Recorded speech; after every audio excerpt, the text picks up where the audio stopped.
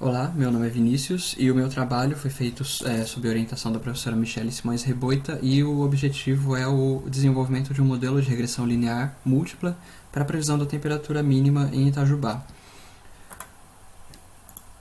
No caso, o modelo ele deve prever a temperatura mínima com 1 e 2 dias de antecedência e os dados de entrada devem ser os dados da estação meteorológica localizada no campus da Unifei. E a previsão da temperatura mínima é importante principalmente para a previsão de geadas, que são bem comuns na região, e é uma ferramenta também para os pequenos agricultores da região que dependem da agricultura familiar. Aqui nós temos os dados que foram utilizados para a climatologia e também para o modelo de regressão linear. E aqui alguns parâmetros utilizados para o cálculo nos testes do desenvolvimento da equação de regressão linear múltipla. A técnica da regressão linear ela consiste numa variável a ser prevista, que é y ou a temperatura mínima para 1 e 2 dias seguintes, no nosso caso, e depende de outras variáveis independentes x,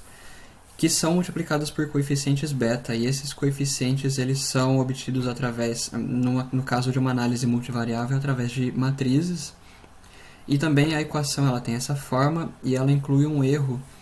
que tem as influências de y que não são explicadas pelas variáveis x.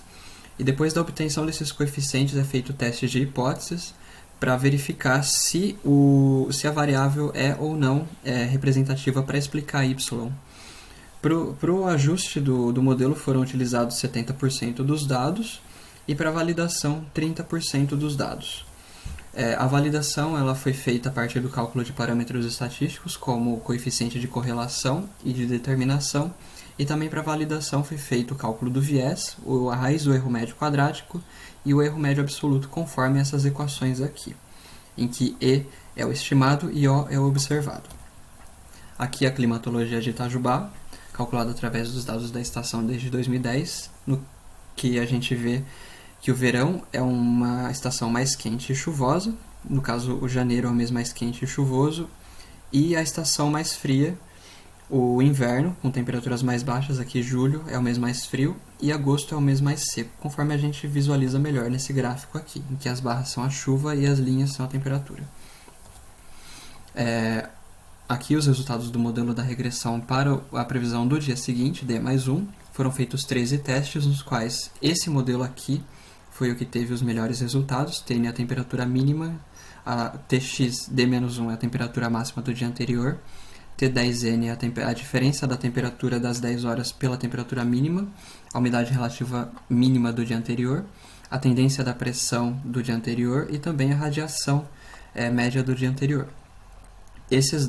Aqui é o gráfico de dispersão mostrando a relação entre a temperatura mínima observada e a estimada, o que mostra uma correlação bastante alta ao longo do ano e um pouco mais baixa quando consideradas as estações do ano, no caso o verão, e o desempenho também é melhor durante o inverno. Aqui também a comparação entre os dados da validação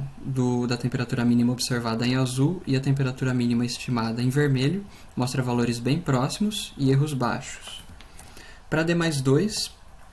os parâmetros utilizados foram os mesmos, mesmo depois de 13 testes também. A acurácia do modelo ficou um pouco aquém daquele observado em D+1, mesmo assim bons desempenhos ao longo do ano e um desempenho um pouco mais baixo durante o verão. Aqui também o mesmo gráfico para D+1,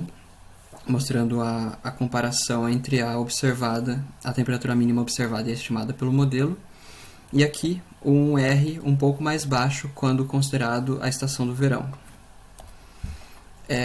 Como conclusões, a gente conclui que o Itajubá possui um clima do tipo CWB, que é um tropical de altitude, com verões quentes e seca no inverno. O mês mais quente é janeiro e o mês mais frio é julho, e também chove mais de 1.400 milímetros ao longo do ano. O modelo para D+1 ele apresenta boa performance e acurácia com um R bem alto, mostrando boa relação entre os valores estimados e o observado. E para D+2 tem uma queda na performance, mas é melhor utilizar esse modelo com bastante cautela durante o verão. E de acordo com os resultados do modelo, ele pode ser utilizado de forma operacional em qualquer época do ano para D+1, sendo uma ferramenta de auxílio na previsão de quedas bruscas de temperatura e quando da ocorrência de geadas. Obrigado.